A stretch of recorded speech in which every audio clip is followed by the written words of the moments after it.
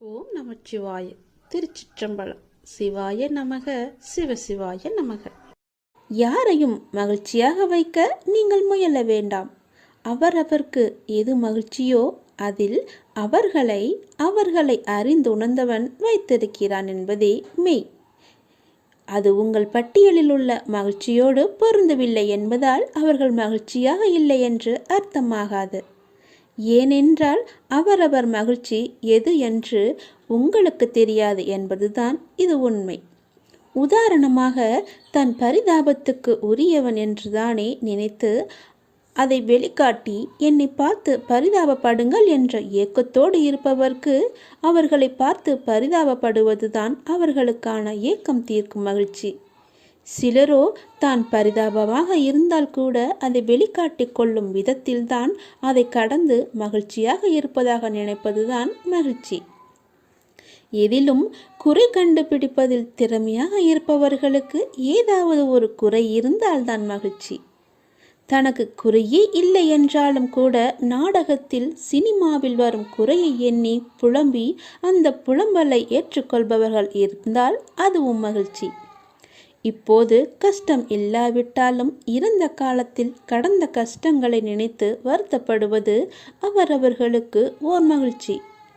வருமா நடக்குமா என்று தெரியாத ஒன்றை குறித்தே சிந்தித்து இப்போது இருக்கும் நிம்மதியை கெடுத்து கொள்வதில் சிலருக்கு மகிழ்ச்சி. என்னதான் தன்னிடம் எல்லாமே இருந்தாலும் இல்லை என்று சொல்லவும் காட்டவுமே சிலருக்கு மகிழ்ச்சி.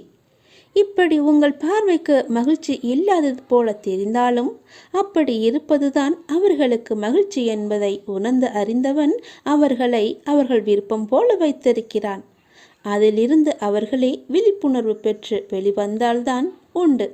இவற்றை எல்லாம் கடந்து நீங்கள் என்னதான் உங்களின் மகிழ்ச்சியை இழந்து இழுத்து வந்தாலும் அவர்கள் அப்படி இருந்ததில் அடைந்த நிறைவான மகிழ்ச்சியை உங்களால் தர முடியாது.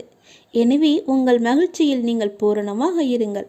உங்கள் மகிழ்ச்சியின் தன்மை பிறரை கவனிக்க வைக்கும். எப்படி இப்படி இருக்கிறாய் என்று கேட்க வைக்கும். நீங்கள் எப்படி எதை எடுத்துக்கொண்டு மகிழ்ச்சியாக இருக்கிறீர்கள் என்று சொல்லுங்கள். அது அவர்கள் வாழும் விதத்தை கவனிக்க வைக்கும், மாற்றும். இதை கடந்து நீங்கள் என்ன செய்தாலும் அவர்களுக்கான மகிழ்ச்சியை உங்களால் கொடுக்க முடியாது. அப்படி ஏதாவது செய்கிறேன் என்றால் உங்கள் மகிழ்ச்சியை இழப்பது உங்கள் மகிழ்ச்சியாக மாறும். இதை ஏற்றுக்கொள்வது கொஞ்சம் கடினம்தான். ஆனால் யதார்த்தம் எப்போதும் ஏற்றுக்கொள்ள கடினமாகத்தான் தெரியும். ஏற்றுக்கொண்டால் இதுவே இயல்பு, இதுவே வாழ்க்கை என்று தித்திக்கும். எல்லாவற்றையும் நாம் மகிழ்ச்சியாக ஏற்றுக்கொண்டு சந்தோஷமாகவே வாழ்வோம். எப்போதும் நம்மை நாம் மகிழ்ச்சியாக வைத்து. உன் கண்ணில் வடியும் கண்ணீரை துடைக்கவே நானே வந்து கொண்டிருக்கிறேன். நானே உனக்கு துணையாக இருந்து நான் உன்னை நல்ல வழியில் அழைத்துச் செல்வேன். உன்னை கண்டு எல்லோரும் வியக்கும் வண்ணம் நானே உன்னை ஏற்றுகிறேன். கவலைப்படாதே, உன் கண்ணீரை துடைக்க நானே வருகிறேன். உன் கண்ணீரை நீ வீணாக்காத தங்கமே. எதற்காக நீ அர்த்தமே இல்லாமல் வீணாக உன் கண்ணீரை நீ வீணடித்து கொண்டிருக்கிறாய்? எல்லாவற்றையும் ஏற்றுக்கொள்வது என்பது கொஞ்சம் கடினம்தான். ஆனால் யதார்த்தம் எப்போதும் ஏற்றுக்கொள்ள கடினமாகத்தான் தெரியும். ஏற்றுக்கொண்டால் இயல்பு இதுவே என்று உன் வாழ்க்கை தித்திக்கும். எல்லாவற்றையும் இப்படியே போகிற போக்கிலே விட்டுவிடு. எதையுமே உன் மனதிற்கும் உன் மூளைக்கும் நீ எடுத்துச் செல்லாதே. அதை உன்னால் தாங்க முடியாது. அதனால் தான் சொல்கிறேன், யாருக்காகவும் உன்னை நீ மாற்றிக்கொள்ளாதே. ஆனால் உனக்காக தன் கையே மாற்றிக்கொள்பவர் கிடைத்தால் அவர்களை எந்த காலத்திலும் எப்பொழுதும் அவர்களை விட்டு விடாதே. உனக்காகத்தான் சொல்கிறேன். வாழ்க்கை என்பது எல்லோருக்குமே பொதுவானது. ஆனால் எல்லோரையும் ஒரே போல் நடத்துவதில்லை. அதை நீ தெரிந்து கொள். தடைகளை வெல்வது எப்படி என்று நீ தெரிந்து கொள். இன்றைய மனிதர்களில் அதிகம் பேர் ஏதாவது ஒரு கவலையுடன் தான் வாழ்ந்து கொண்டிருக்கிறார்கள். சிறு தடையையும் பெரிதாக எண்ணி கவலைப்படுகிறவர்கள்தான் அநேகமானவர். இதற்கு எல்லாம் காரணம் அவர்கள் மீதே அவர்களுக்கு நம்பிக்கை இல்லாததுதான். நமக்கு நண்பனும் நாமே, பகைவனும் நாமே என்று சொல்வது உண்டு. அதாவது யார் ஒருவர் தன் பலவீனங்களை முறியடித்து வெற்றி பெறுகிறாரோ அவரே தனக்குத்தானே நண்பராகிறார். யார் ஒருவர் தன் பலவீனங்களை வெற்றி பெற முடியாமல் தவிக்கிறாரோ அவர் அவருக்கே எதிரியாகிறார் என்று அர்த்தம். பெரும்பாலான நிகழ்வுகளை ஆராய்ந்து பார்த்தால் ஒவ்வொரு தடையும் ஒவ்வொரு வெற்றியை மறைத்து வைத்து அதனுள்ளே இருக்கிறது என்பது நீங்களே தெரிந்து கொள்ளுங்கள். அதில் 1000 அர்த்தங்கள் இருக்கிறது என்பது உங்களுக்கே புரியும். அதுபோன்றுதான் தோல்வியும். தோல்வி என்பது நம்மை மாற்றி அமைத்து கொள்ள வேண்டிய அறிவிப்பு என்று கூட சொல்லலாம். செல்வத்தை இழப்பது ஒன்றையும் இழப்பதாகாது. உடல் நலத்தை இழப்பது வேண்டுமானால் சிறிதளவு இழந்ததாகும். ஆனால் நம்பிக்கை இழப்பது எல்லாவற்றையுமே இழந்ததற்கு சமம் என்று சொல்வார்கள். தடைகளை வெல்வது எப்படி? அப்படித்தான் நீங்கள் கேட்கிறீர்கள். இதை நமக்கு எறும்புகள் கற்றுத் தருகின்றன. நன்றாக ஆராய்ந்து பார்த்தால் உங்களுக்கே அது தெரிய வரும். ஒரு எறும்பு தன் வாயில் நீளமான உணவுப் பொருளை சுமந்து கொண்டு சென்றது. தரைவழியே சென்று கொண்டிருந்த அந்த எறும்பு ஒரு வெடிப்பை பார்த்துவிட்டு திடீரென்று நின்று விட்டது. மேலே செல்ல முடியாமல் தவித்தது.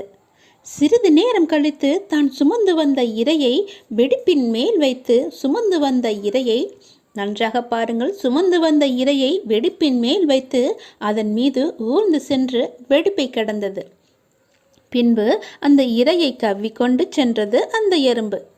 எறும்பின் அறிவு வியப்பை அளிப்பதாக உள்ளது என எழுதியிருந்தார் ஒரு ஆராய்ச்சியாளர்.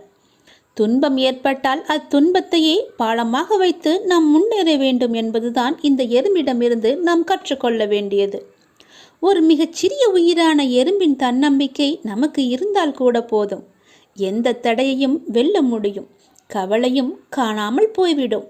எத்தனை தடைகள் குறுக்கிட்டாலும் உள்ளத்தில் நம்பிக்கை மட்டும் இருந்துவிட்டால் உங்களின் வெற்றியை யாராலுமே தடுக்க முடியாது. எவ்வேற்பட்டவர் வந்தாலும் தடுக்க முடியாது.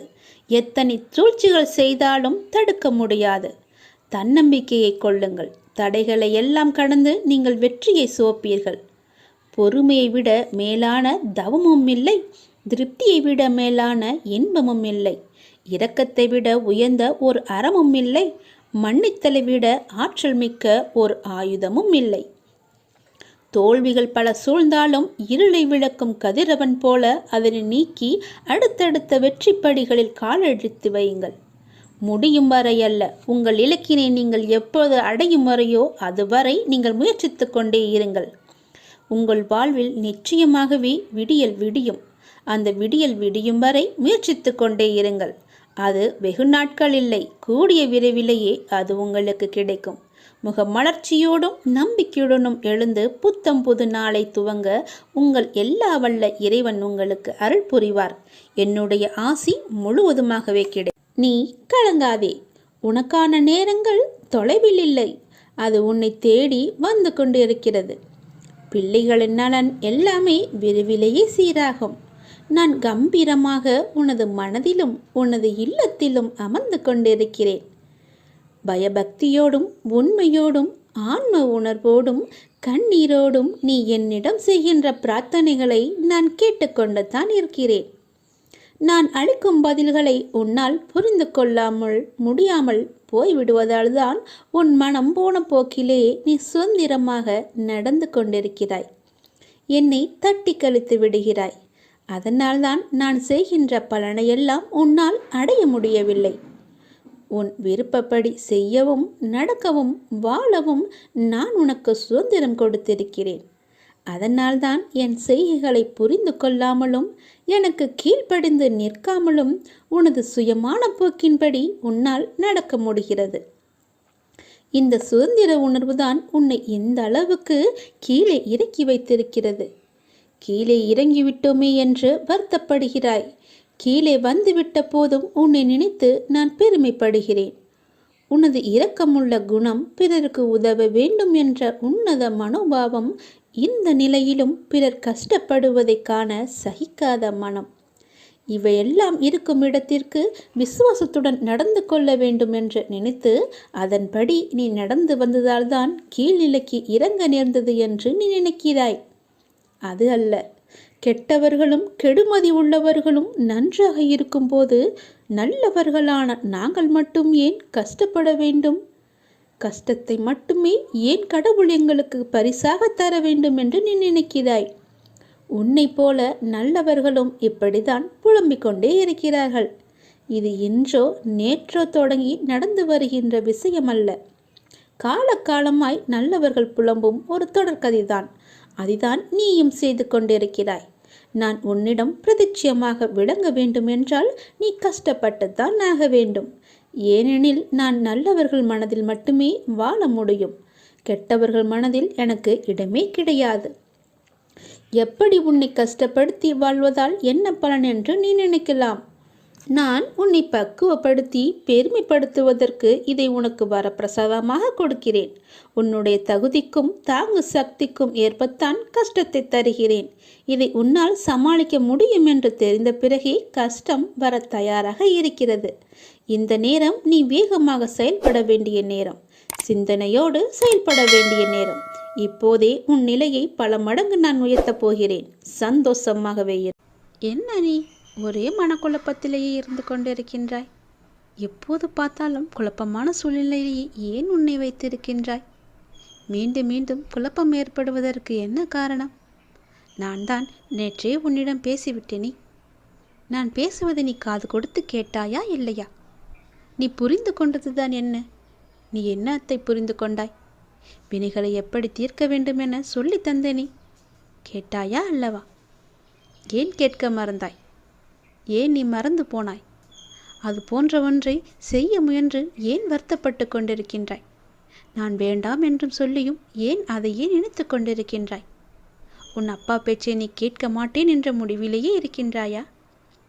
நீ மிகவுமே ஆசைப்படும் விஷயம் உனக்கு கிடைக்கப் போகிறது என்றுதான் நான் அப்பொழுதே சொல்லிவிட்டேனே. இருந்தும் தேவையில்லாமல் ஏன் உன்னை நீயே வருத்து கொண்டிருக்கின்றாய்? வருத்தப்பட்டு கொண்டிருக்கின்றாய்? தேவையே இல்லாதது. என் பேச்சை நீ கேட்பாயா மாட்டாயா என்று எனக்கு ஒரு சத்தியம் செய்துத்தா. அப்பொழுதுதான் நான் நம்புவேன். மகிழ்ச்சியாக இருக்கும்போது பல அனுபவ பாடங்களை நீ மறந்து விடுகின்றாய். மகிழ்ச்சியாக இரு, ஆனால் எவற்றில் எந்த எல்லை என்று உன் வாழ்க்கை ஏற்கனவே கற்றுக் கொடுத்திருக்கிறது அல்லவா? அதை நீ மறந்து விடாதே. அந்த எல்லையை நீ தாண்டி விடாதே.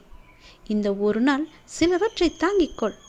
நாளை முதல் அதிலிருந்து நிச்சயம் உனக்கு விடுதலை கிடைக்கும். நான் இருக்கின்றேன். எல்லாவற்றையுமே நான் மாற்றி தருகின்றேன். எல்லாமே நன்மைக்கு. யாம் இருக்க பயமே என்பதை நீ வெறும் வார்த்தையால் நம்பிக்கைப்படக்கூடாது. முழுமையாக உனக்குள்ளே ஊற வேண்டும். அது எத்தனை முறை சொன்னாலும் நீ கேட்க மாட்டேன் என்றால் நான் என்னதான் செய்வது? நான் உன்னை கும்பிட்டு கேட்டுக்கொள்கிறேன். தயவு செய்து உன் அப்பா சொல்வதை கொஞ்சம் காது கொடுத்து கேட்டு அதன்படி நீ நடந்து கொள். உன்னுடைய மனக்குழப்பம் எல்லாம் தீரும். நான் ஏதாவது ஒரு விதத்தில் தினமும் உனக்கு சொல்லி கொண்டுதானே இருக்கிறேன். பல நல்லதுகளை இன்று நீ என்ன செய்ய வேண்டும், எது செய்யக்கூடாது என்று அவ்வப்போது உனக்கு உணர்த்தி கொண்டுதானே இருக்கின்றேன். நீ கேட்காமல் போனால் நான் என்ன செய்ய? மகிழ்ச்சியாக இரு. அதற்குத்தானே நான் எல்லாவற்றையும் செய்து கொண்டிருக்கின்றேன். தேவையில்லாத விஷயங்களை எல்லாம் உன் மனதில் போட்டு நீ குழப்பிக்கொள்ளாதே என்று அடிக்கடி சொல்கிறேன். நேற்று சொன்னது போலவே இன்றும் சொல்கிறேன். தேவையற்றதை போய் நீ மாட்டிக்கொள்ளாதே. வீணாக எதையும் பேசி சிக்கிக்கொள்ளாதே. வினைகளை எப்படி தீர்க்க வேண்டும் என சொல்லி தந்தும் நீ அதிலேயே மாட்டிக்கொண்டிருப்பேன் என்றால் நான் என்ன செய்ய? தயவு செய்து கேட்கிறேன். நான் சொல்வதை கேள்.